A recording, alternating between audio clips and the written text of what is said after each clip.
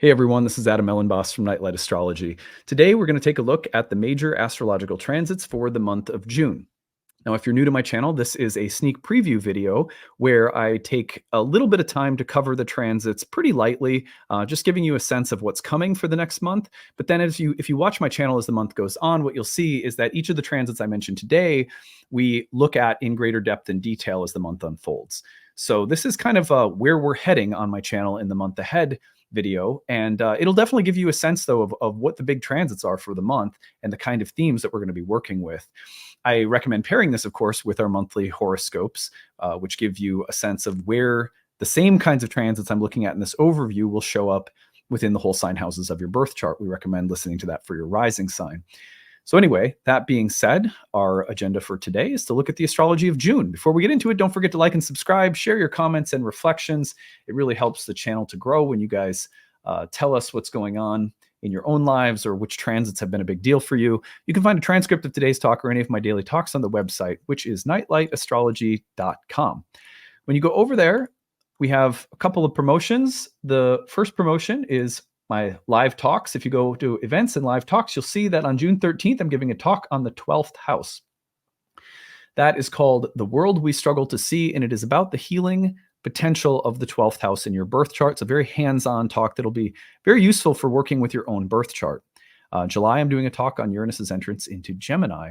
And last month, I did a talk on Neptune and Aries that I think you guys would also really like. And you can go back and see the Outer Planets in Love series that we did as well. If you go to the courses page, first year course, Ancient Astrology for the Modern Mystic, begins June 16th. It's not too late to register.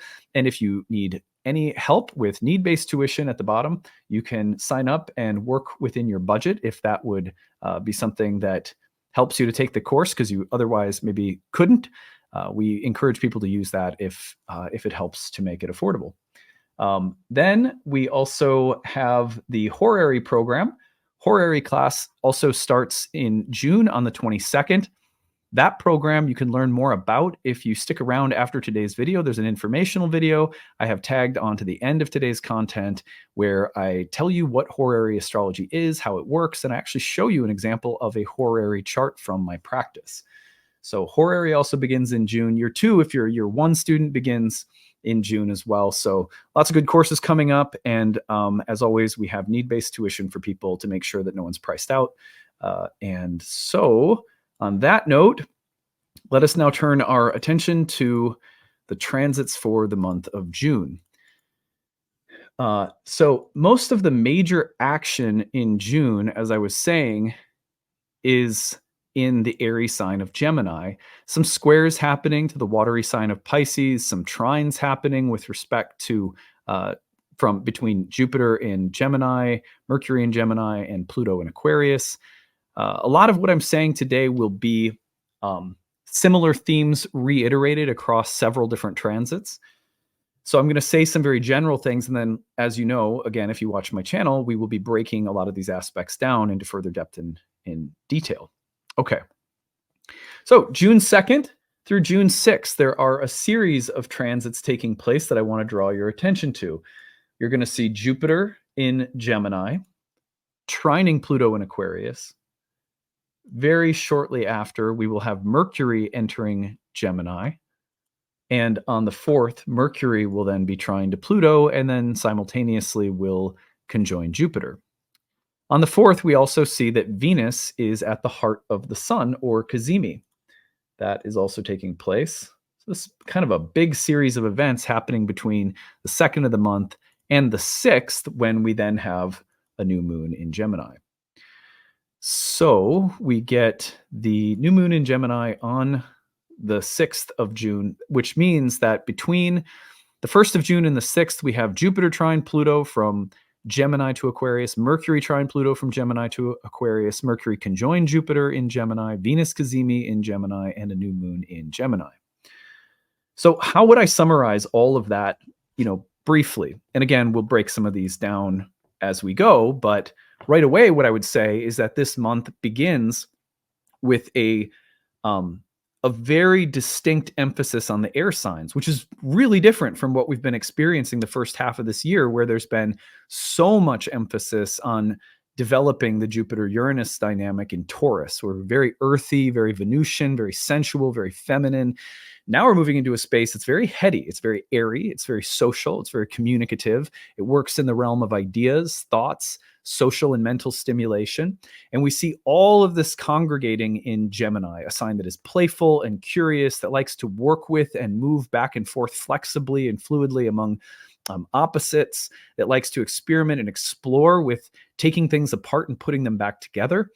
And with a significant series of trines from Gemini to Aquarius, we're also thinking about tinkering with or playing with big thought structures or systems, which could include things like technology or the social systems and structures of your life, or that's almost like you're laying out the blueprints for something and really fiddling around with the details, maybe even having fun playing with different variations of plans and systems or structures in your life that are existing right now on the level of almost like a schematic. But the point is that there's a lot of stimulation socially and mentally at the beginning of this month. And the idea is that this movement in the mind, this movement among your relationships, is stimulating new ways of looking at things, new perceptions, and maybe new ways of implementing things, new organizational strategies, new uses or implementations of technology, and new people that might become new friends or allies could also be a part of this. So I really love the emphasis on air at the beginning of the month. I think it's it's that airy quality is like a busy beehive or a bohemian coffee shop filled with thinkers and artists. It feels very exciting, especially Venus Cazimi too at the heart of the sun. It's like artistic, but also intellectual at the same time. So interesting energies to start the month. And again, we'll be looking at those more in depth here next week. On June 8th, we then start the series of squares between Gemini and Pisces. Let's look at some of these all together. So on June 8th, we will then have right here, you can see the Sun and Venus will move into squares with Saturn. So on June 8th, Venus squares Saturn. On June 9th, the Sun will square Saturn in Pisces. So that right away, this is going to repeat through Mercury eventually squaring as well. And then these two planets will both square Neptune, and then Mercury will square Neptune. So there's a bunch of squares now taking place between Mercury, Sun, and Venus, and Saturn and Neptune in Pisces. Overall, this, I would say, when you combine air and water, what you're really talking about is heightened emotional intelligence. Or you're talking about the struggle between the rational and the sensual and the emotional. You're looking at the sensual, the emotional, the romantic, and the imaginative in contrast to the level of Gemini, like the mind and the rational and the sort of deconstructive tendencies of the analytical mind. So when you put the two together, the greatest potential is something like the quality of emotional intelligence, where ideas and empathy meet, or where sensitivity and careful, discriminating intellectual qualities work together rather than being in conflict with one another. But it is also quite possible that the conflict between these qualities will start, you'll start to feel it more intensely. So watch for these first two transits between Sun, Venus, and Saturn to be pronounced. This could place a little strain on our relationships, as there's a very sort of fun, flirtatious, flexible quality from Venus and the Sun together, very bubbly and bright. Venus is, of course, being reborn at this time, coming off from the Cazimi. And the square with Saturn, which in Pisces could be a little theatrical or a little melancholic, and may also ask us to, be a little bit more serious or be a little bit more careful or thoughtful, to be considerate of complexities and emotional nuances and needs coming from other people or from ourselves. So an interesting series of squares that settles in around this time. There's another interesting transit that pops up right about this time as well. On June 11th, Mars will enter earthy Taurus and make a square to Pluto in Aquarius. Now, I like this because when you get Mars in an Earth sign, it's like a bulldozer. It's like, let's move things, let's build things. There is an eagerness to take effort and will, determination, force, vigor, all Mars qualities, and use them to move and shape Earth. So it's very practical, hardworking, industrious placement for Mars. Of course, Mars can be a little bit like the bull in the china shop in the sign of Taurus, where you know even if the end result is to build something beautiful, you have to be careful that you don't steamroll things in the process, or that you don't become so set on building things that you don't become a little heavy-handed somehow. But Mars squaring Pluto is going to receive a very strong, enlivening and empowering kind of force from Pluto as well.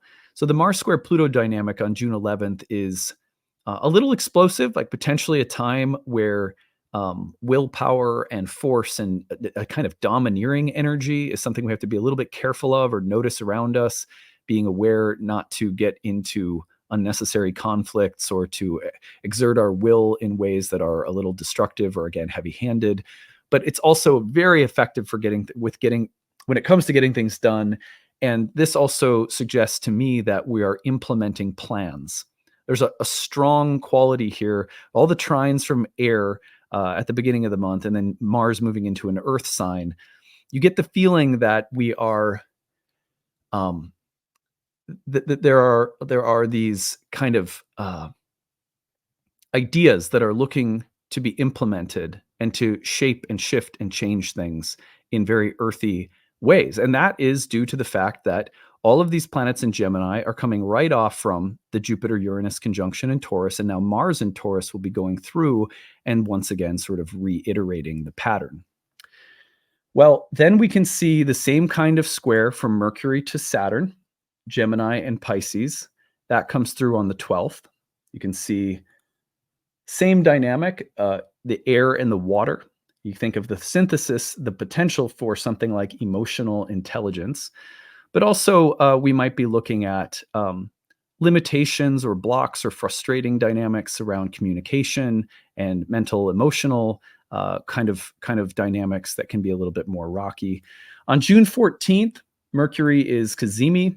So now we have this great empowered reset moment for Mercury. Mercury is, of course, protected from combustion all month by virtue of being in its own chariot. Kind of a reset, empowered moment for Mercury right here. And then we start moving into the squares with Neptune. So Venus will square Neptune on the 16th.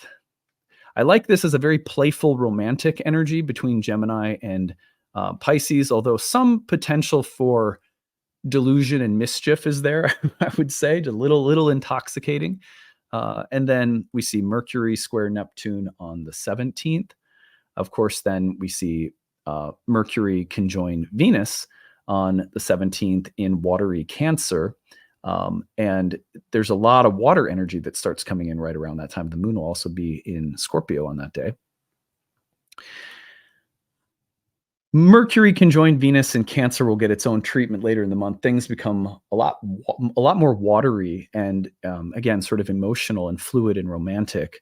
And those are all coming off, of course, from the squares to Neptune. So things keep getting more and more watery from those squares to Neptune onward in the month. Sun squares Neptune on the 20th. And then, of course, what does the sun do right after it squares watery Neptune in Pisces? Moves into Cancer, and it's the summer solstice. Then we get a full moon in Capricorn coming through on the 21st. You can see that full moon right about here. Here's the full moon in Cap. That Cancer Capricorn axis will be highlighted in the full moon toward the end of June. We'll be covering that in depth, but the mood does shift. It's pretty airy early in the month. It gets very watery by the end of the month. And it really gets watery as all those planets pass through the gateway from Gemini squares to Neptune and Pisces. So that's interesting. And then maybe one of the most exciting trines of the month is on June 26th. On June 26th, we'll see a trine from Mercury in Cancer to Saturn in Pisces.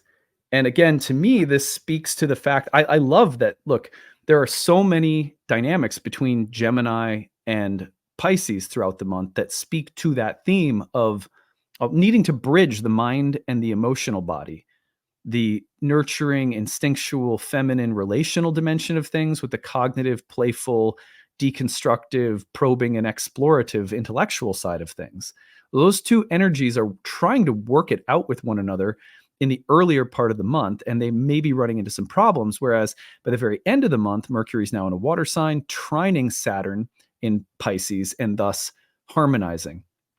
So I feel like the mental and emotional uh, conflict that you see in the air this month is really harmonizing itself together very nicely by the end of the month. So that is a little preview of where the month is heading. And again, if you watch my channel as the month goes on, we'll be looking at each of those transits in depth so that we can turn the archetypal jewel. And some of those we'll be looking at in multiple videos. Stay tuned for horoscopes as well. Alex will be helping me break down all of the horoscopes for the month of June. And we'll be looking at some of those placements across the Gemini-Pisces axis, as well as the the Jupiter-Pluto trine. And we'll be doing that by whole sign house placements. We recommend, of course, listening to your rising sign, but you can check that video out as well for more on the month of June. That's it for today. If you stick around, you can learn more about the upcoming horary program, learn more about what horary is. If you've never heard about it before, you can see me do a horary reading after I sign off. And yeah, that's it for today. I hope you guys are having a good one, and we will see you again tomorrow. Bye, everyone.